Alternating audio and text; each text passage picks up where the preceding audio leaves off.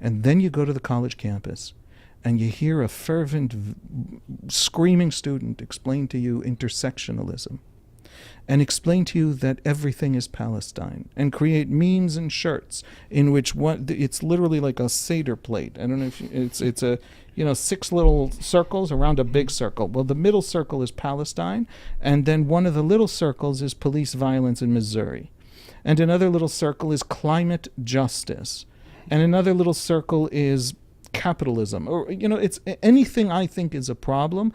All of it ultimately intersects as all of it is ultimately one problem. It's all the same systems of oppression everywhere.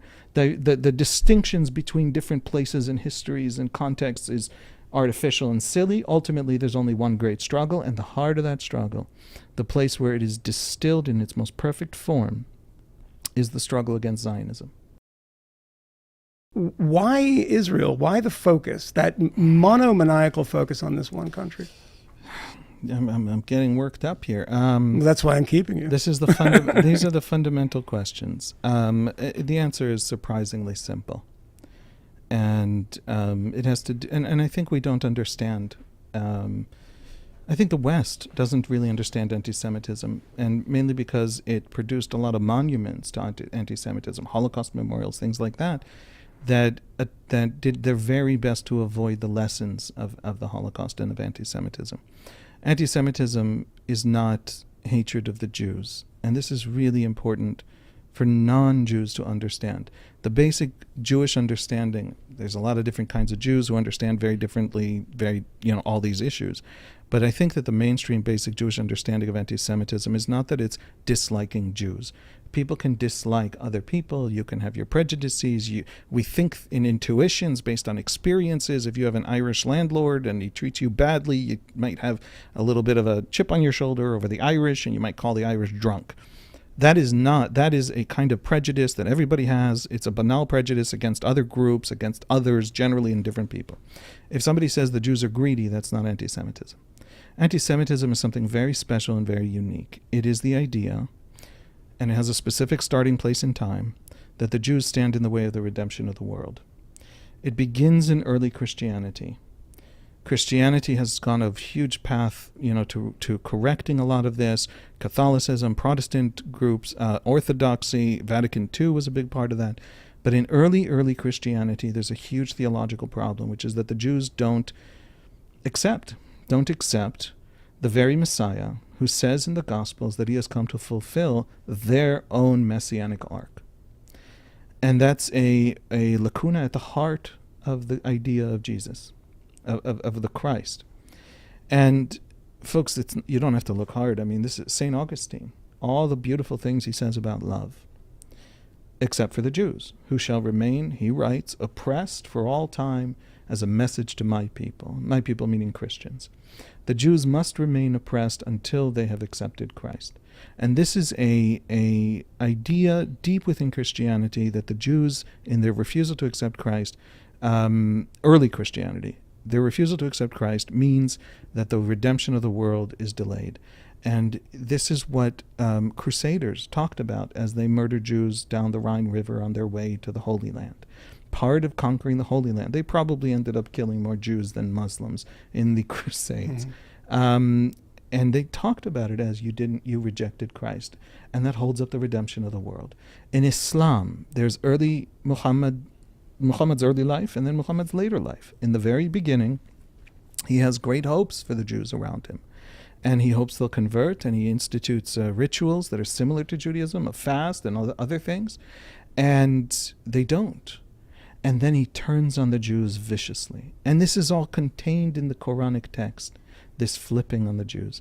And there's a sense, and there's a whole doctrine, which is dogmatic Islam. It is the belief of Muslims. And folks, not all Muslims. Islam is probably more diverse than Christianity, okay? It's big, it's complicated, there's 1,000 versions of it. But it is dogma, certainly in the Sunni Arab world in which I am embedded, in which I live. And that dogma which comes from the very earliest years of Islam, is that the Jews received the true revelation from God, but then because they are a people who couldn't handle it, or didn't want to, or needed to warp it to their own interests, lied about that revelation, so God had to give it again in the form of the Quran. And so the Jews are the great liars who prevented, and by not converting to Islam, call into question all of these religions that take the Jewish idea of revelation and then are upset that the Jews don't adopt it and then create this sort of supersessionist idea. That's the heart and root of it. And you see it exactly in Marxism. When the Marxists come along, the Soviets especially, they are total humanitarians and individualists, and they're just, breaking down all the barriers of class and property in order to create the great proletarian, dictatorship, which will then be followed up by the perfect equality. And yet the Soviets made sure Jews knew they were Jews and knew their place, and it was literally in their passport that they are Jews. And this was Hitler's problem with the Jews. The Jews call into question, first of all, he thought of them as this great, right, where the communists thought the Jews were a capitalist conspiracy holding on the proletariat. Yes. Hitler thought of them as a communist and capitalist conspiracy because they're all secretly the same thing, keeping the folk, right, oppressed. The Jews are the thing standing in the way of the redemption of the world. And when you understand anti-Semitism as that idea, which was born once, but adopted over time because it was so useful by others, that one moment invented once and regurgitated and repeated again and again whenever it was useful, and then you go to the college campus and you hear a fervent, screaming student explain to you intersectionalism, and explain to you that everything is Palestine, and create memes and shirts in which it's literally like a Seder plate. I don't know if it's a 6 little circles around a big circle. Well, the middle circle is Palestine, and then one of the little circles is police violence in Missouri, and another little circle is climate justice, and another little circle is capitalism, or it's anything I think is a problem.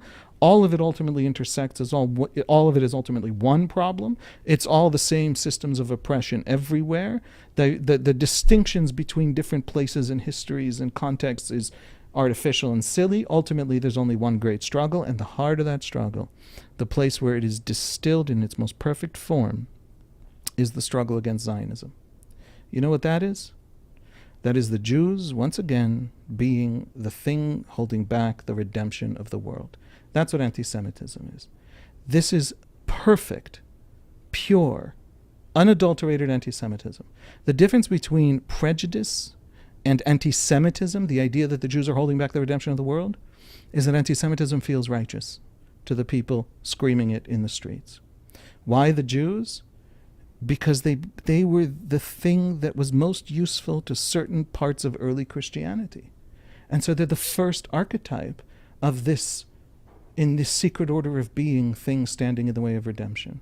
And since then, the Jews have always been the most useful, the most convenient. It's already there. It's 1,000 years there. Why invent when you can borrow and have that sense of old truth to it?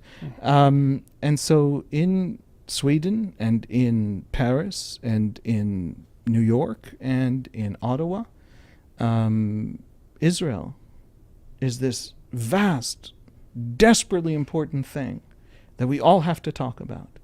And a lot of that is also just absorbing that kind of discourse from the Arab world and the Muslim world, where Israel represents to certainly all these Salafist and jihadist groups, and many, many beyond them, because the Jews are the weakest faction, the weakest element that ever pushed Islam back.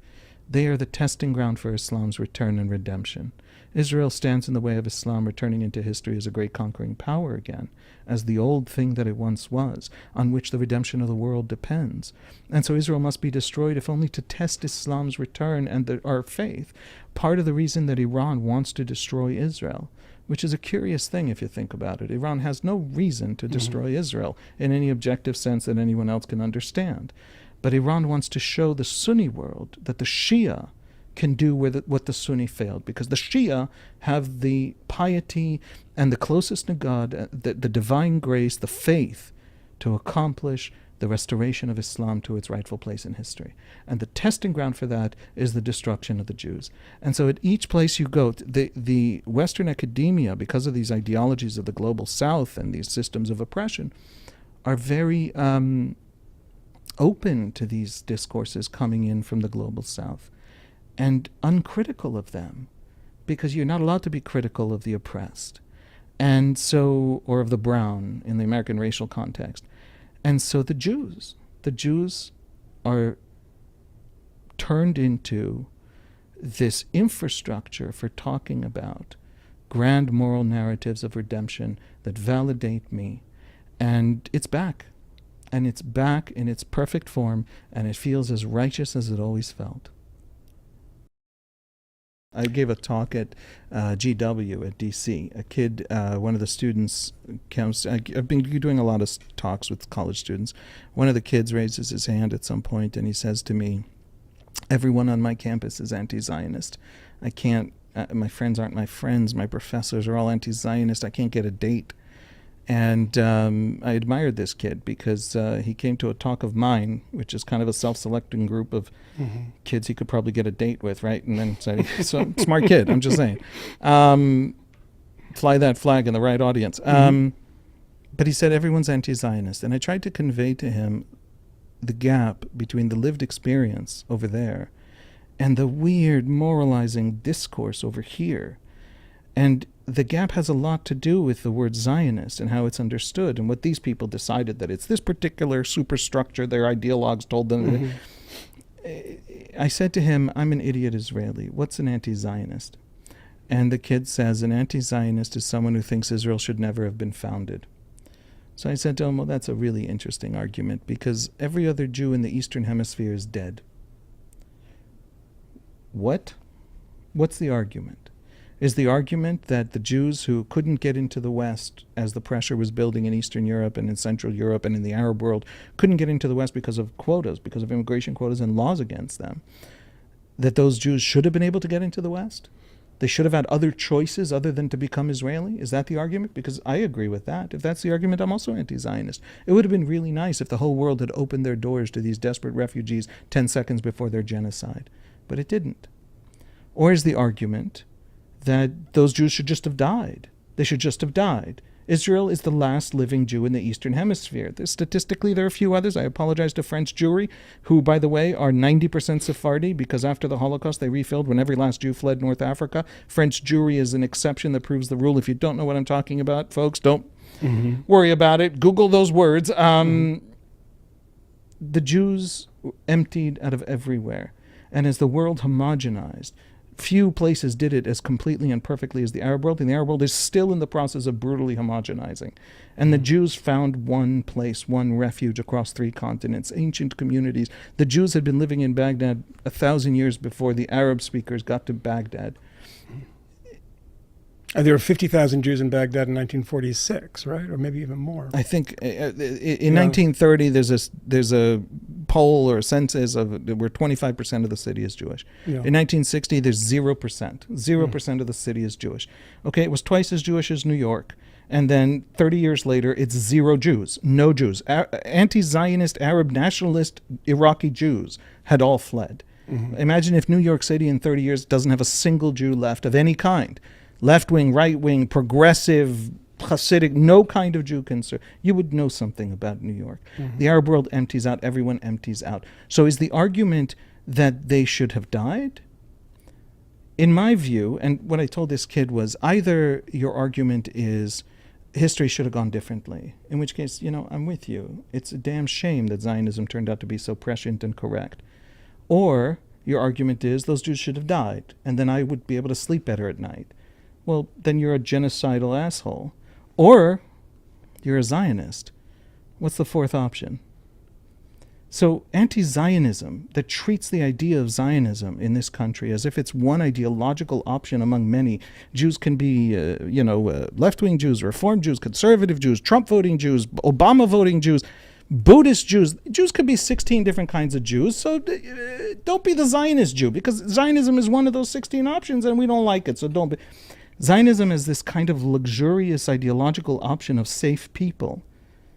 is an entirely Western cartoon. Actual Zionism is the last living remnants of a destroyed civilization in the only place where they could survive. And everyone then deciding that they are the problem with the world and have to be destroyed for redemption to happen. Everyone in the Muslim context, in the Marxist context, and now in Western academia. So, if you want to come to the Jews of Israel and argue about things they're doing wrong, first of all, join the club. Second of all, there's a lot of us doing it already. Second of all, learn us, actually know something about us. These people know nothing about us. I have walked through these campuses and talked to these protesters. They know nothing about us they didn't read in some ideologue pamphlet. And third of all, don't live only in your own self-righteous cartoons. We are not cartoons. We're real people going through a real history.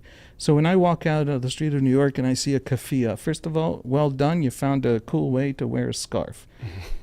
I am totally disinterested. They are uninteresting. They are boring. They don't know enough to challenge me. They don't know enough to talk to me. And if they actually do want to create their own moral world out of me, they're not. That's just bigotry. That's just racism. By the way, they're doing it to the Palestinians too. The Palestinians are not as innocent as they pretend, not as stupid as they pretend. The Palestinians are deep and interesting and have many factions and a rich history. And they turn them into the same shallow moral. They're the good guys. I'm the bad guys. But it's the same cartoon, and it's the same dehumanizing and shrinking of us. Orientalism never died.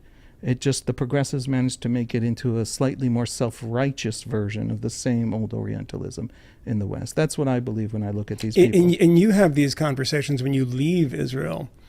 When you're inside of Israel, I mean, I've listened to you on the Times of Israel podcast. I mean, you spend your time in very specific things, attacking the government and being critical of decisions that the Netanyahu administration has made. Whereas here, you just have to have a sort of pull the focus out and talk about the country in general. I mean, the idea of Zionism, you're a Zionist. I mean, I suppose if you're an anti-Zionist, that means you want the destruction of the state, because Zionism, in that sense, is a settled issue. It was settled in 1948. Yeah, when you challenge someone and you say, what the heck's an anti-Zionist? You mean destruction? And then they say, no, God forbid, we mean a one-state solution for all the people. No, that's right? The A same civic thing. democracy a la the United States. That's really sweet, but you're arguing with the Jews who survived the 20th century that they should give up their self-defense because the Arab world can contain them. And when I said that, right, the Arab world will just treat the minority Jews okay. Why? Because they're so beautiful and wonderful and it's so great to live in the Arab world right now. And there isn't a massive crisis of modernity, and there isn't a massive crisis of political Islam, and there isn't a massive crisis of minorities on every turn dying and being destroyed. And then the response from a prominent Palestinian activist in Washington, D.C. to my saying that was, you're a racist. What do you think, all Arabs are bad? What do you do with that? What do you mean, what do I think, all Arabs are bad? Let's go throughout the Middle East and talk to every minority in the Middle East and ask them if they can take a vote by pulling that lever on whether they should have their own self-determination and self-defense. You will have 100% saying yes.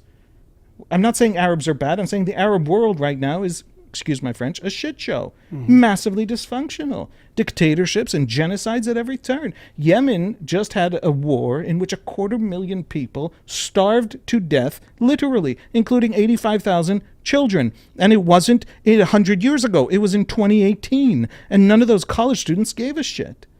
So, no, I submit to you that I am not racist. In fact, to ignore that and totemize one specific conflict because it tells you a story about your own morality in the West, and ignore all the vastness of human suffering, to come out in defense of Assad while worrying about Gaza.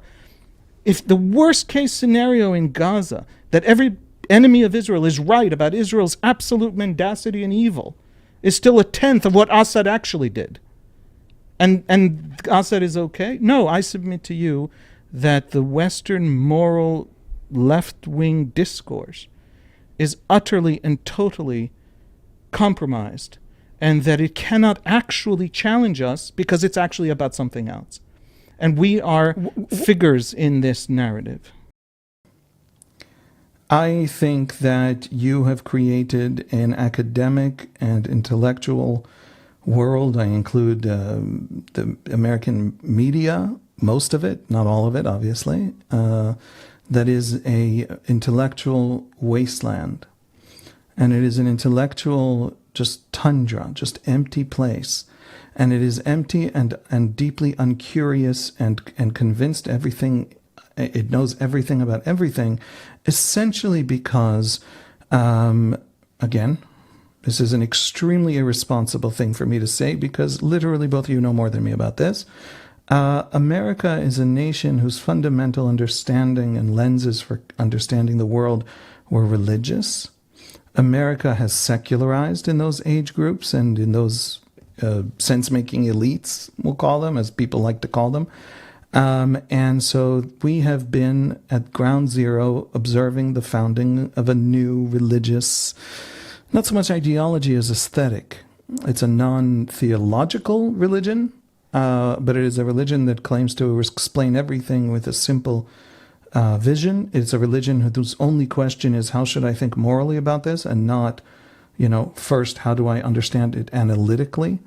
Even the white part, if take white European Jews of Israel, they conflate them with American Jews and don't understand that American Jews and Ashkenazi Israeli Jews have had the opposite 20th century. American Jews didn't go through the 20th century because they lived in America and were saved by America. But in 1921, Congress closed America's doors with the Emergency Quota Act, and all the rest of the Jews that didn't make it in either died or became Israelis. So leave out for a second the Mizrachim. Just the Ashkenazim were literally the last living Jew in the Eastern Hemisphere. What the hell is an anti-Zionist? What's the argument? The argument is what? 7 more million Jews should be dead? We should never have survived? Say it out loud. Or is your argument that there should have been other places we could go when we were fleeing? I agree. There should have been other places. If that's anti-Zionism, is the argument that Jews should have had other options other than Zionism in the 20th century, I'm an anti-Zionist. If that's what anti-Zionism is, it's a goddamn shame that they didn't. Here's the thing. That's a complaint you can take to every human alive except the Israeli Jew. Because every human alive except the Israeli Jew didn't let the Israeli Jews go anywhere else.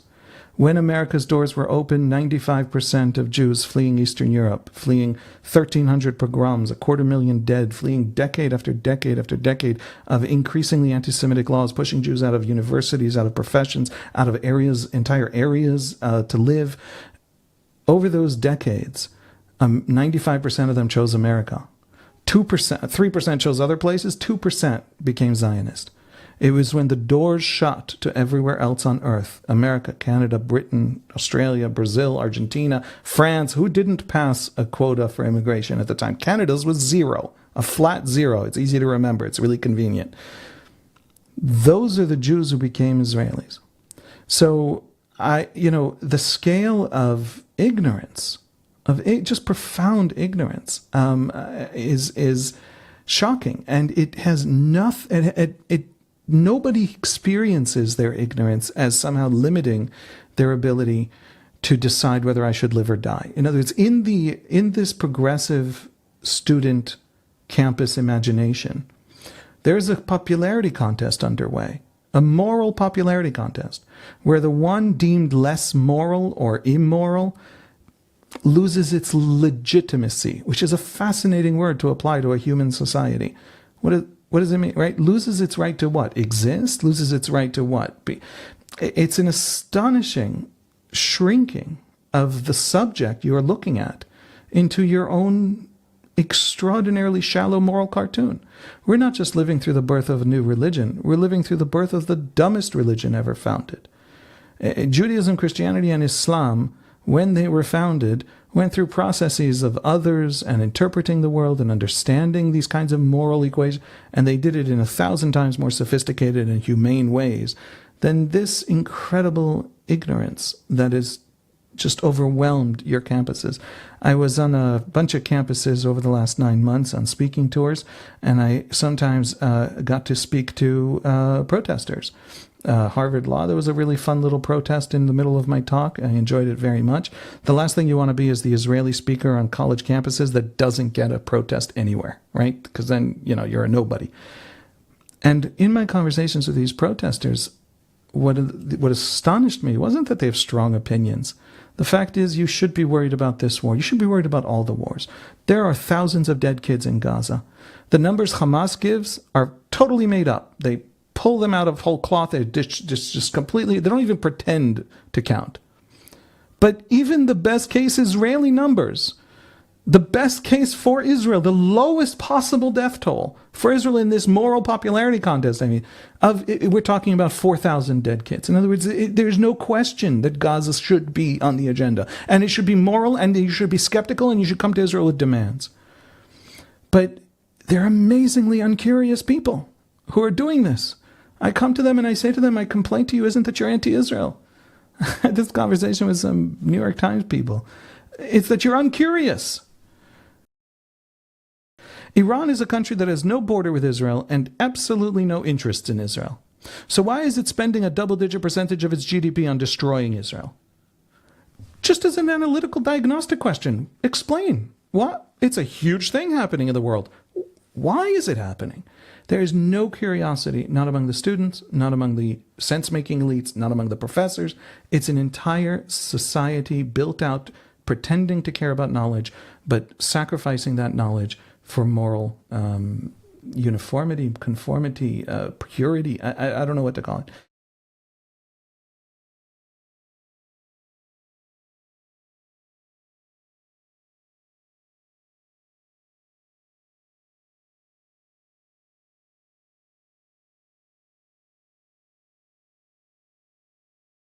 All of these students and all of their screaming, they're not curious about why Hamas would spend 17 years building those tunnels, and why Hamas isn't more worried about Gazan civilian deaths than the Israelis. You know, Egypt, when we took the Philadelphia corridor, the Egyptian high command was very upset because a lot of the corrupt money that comes through Gaza from the Qataris gets to the Egyptian officers, and they didn't want us to stop their smuggling operations to Hamas. And so, they joined the genocide case of South Africa at the ICJ. Egypt didn't think there was a genocide until it was costing Egyptian officials cash. Then they thought there was a genocide. B, they shut down the Rafah border crossing to aid at a time when it was the main aid crossing.